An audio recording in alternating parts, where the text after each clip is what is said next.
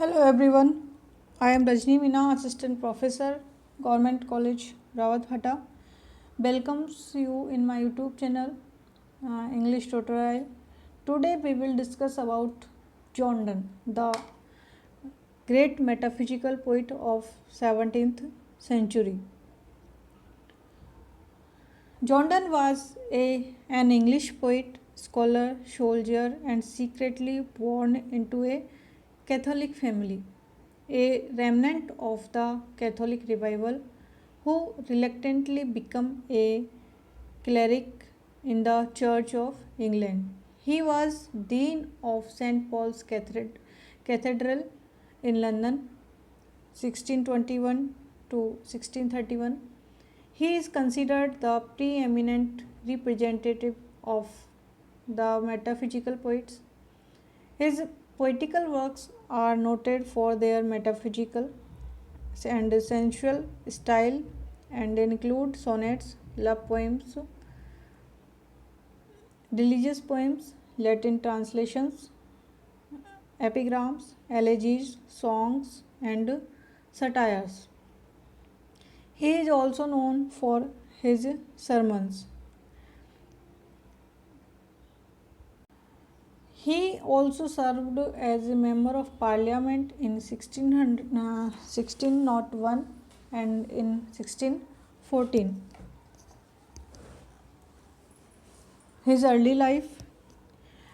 John Donne was born in London in 1571 or 72 into a recusant Roman Catholic family when practice of that religion was illegal in England. Donne was the third of six children. His father, also named John Donne, married to one Elizabeth Heywood, who was Welsh descendant and a warden of the Ironmongers Company in the city of London. However, he avoided unwelcome government attention out of fear of persecution.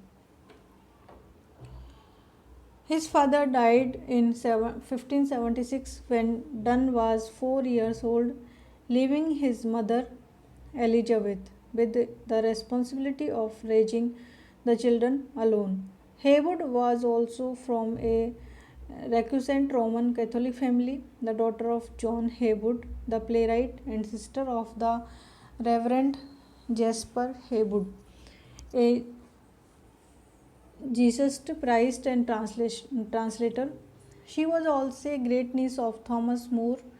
A few months after her husband died, Donne's mother married Dr. John Simmings, a wealthy widower with three children of his own. Donne was educated privately, however, there is no evidence to support the popular claim that he was taught by Jesuits. In 1583, at the age of 11, he began studies at Hart Hall, now Hertford College, Oxford.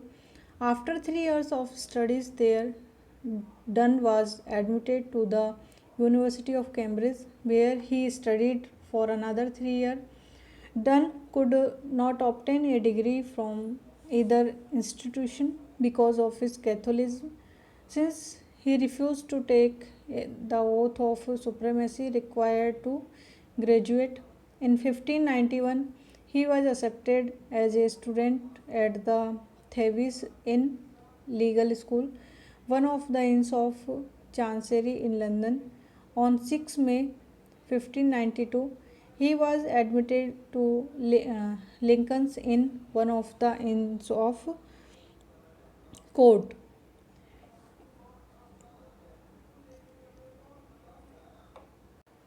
In 1593, 5 years after the defeat of the Spanish Armada, and during the intermittent Anglo Spanish War 1585 to 1604, Queen Elizabeth issued the first English statute against sectarian dissent from the Church of England, entitled An Act for restraining popish recusant. It defined popish recusant as those convicted for not repairing to some such church, chapel, or usual place of common prayer to hear divine service there, but forbearing the same contrary to the tenure of the law and statutes heretofore made and provided in that behalf.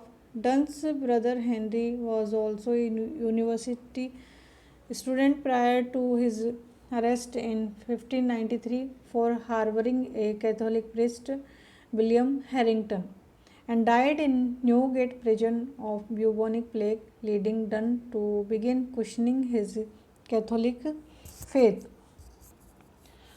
During and after his education, Dunn spent much of his considerable inheritance on women, literature, pastimes, and travels.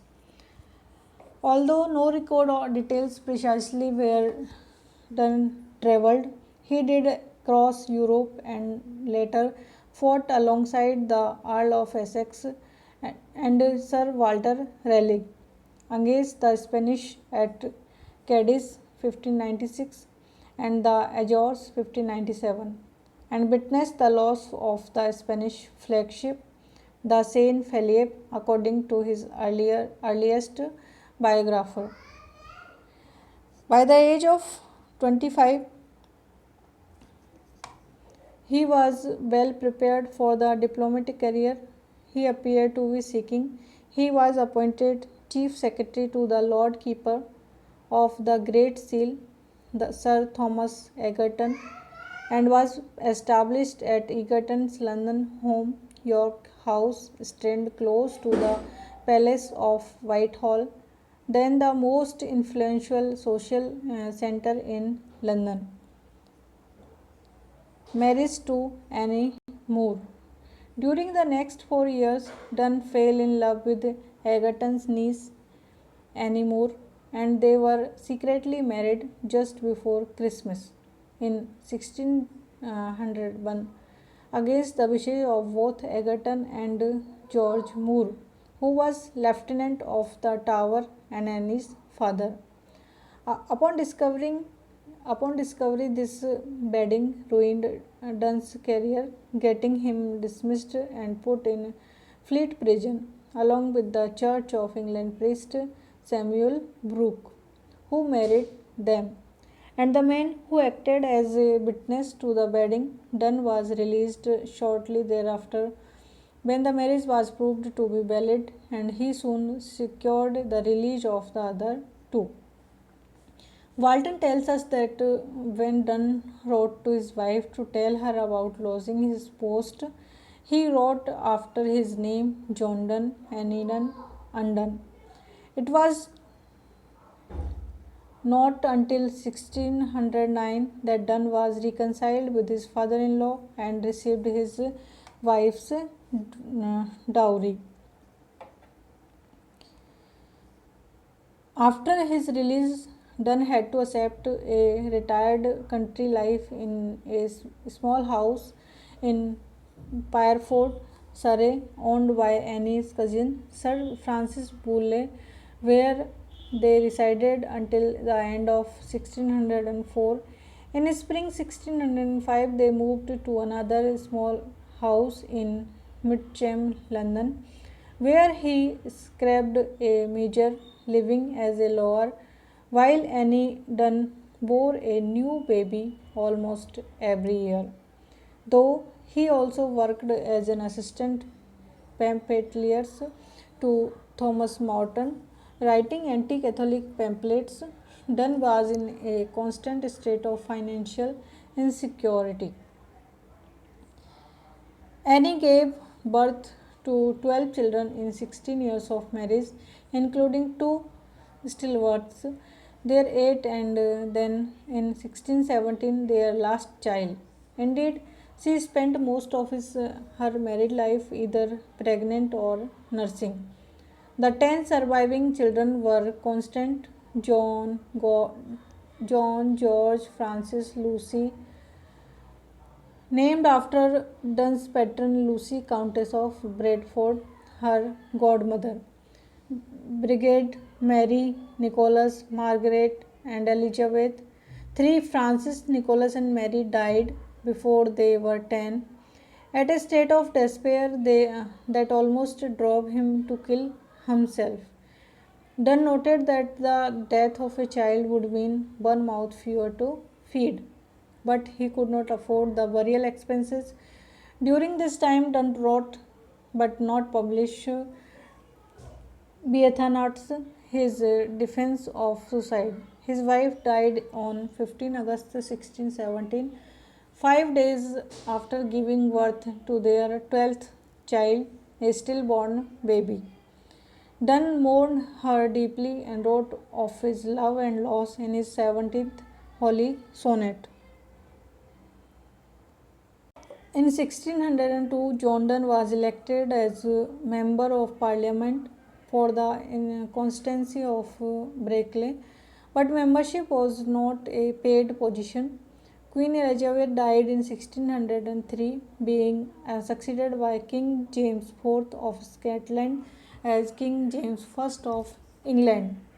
The fashion for poetry of the period gave Donne a means to seek patronage, and many of his poems were written for wealthy friends or patrons, especially for MP Sir Robert Drury of Hosted, whom he met in 1610 and who became Donne's chief patron, furnishing him and his family an apartment in his large house in Drury Lane. In 1610 and 1611, Donne wrote two anti-Catholic polemics, Pseudo Martyr and Ignatius his Conclave, for Morton. He then wrote two anniversaries, The Anatomy of Bird 1611 and of the Progress of the Soul 1612 for Drury. Donne sat as an MP again for Taunton in the adult parliament of 1614, but though he attracted 5 appointments within its business, he made no recorded speech. Although James was pleased with Donne's work, he refused to reinstate him at court and instead urged him to take holy orders. At length, Donne acceded to the king's wishes and in 1615 was ordained priest in the Church of England. In 1615, Donne was awarded an honorary doctorate in divinity from Cambridge University and became a royal chaplain in the same year, and a reader of divinity at Lincoln's Inn in 1616, where he served in the chapel as a minister until 1622. In 1618, he became chaplain to Viscount Doncaster, who was on an embassy to the Prince of Germany. Donne did not return to England until 1620. In 1621, Donne was made Dean of St. Paul's, a leading and well-paid position in the Church of England, which he held until his death in 1631. At the same time, he became rector of a number of parishes, including Bloomham in Bedfordshire. Bloomham Parish Church has an imposing stained glass window ceremoniating Donne, designed by Derek Hunt. He earned a reputation as an eloquent preacher, and 160 of his sermons have survived, including Death's Duel, his famous sermon delivered at the Palace of Whitehall before King James Charles I in February 1631. His death.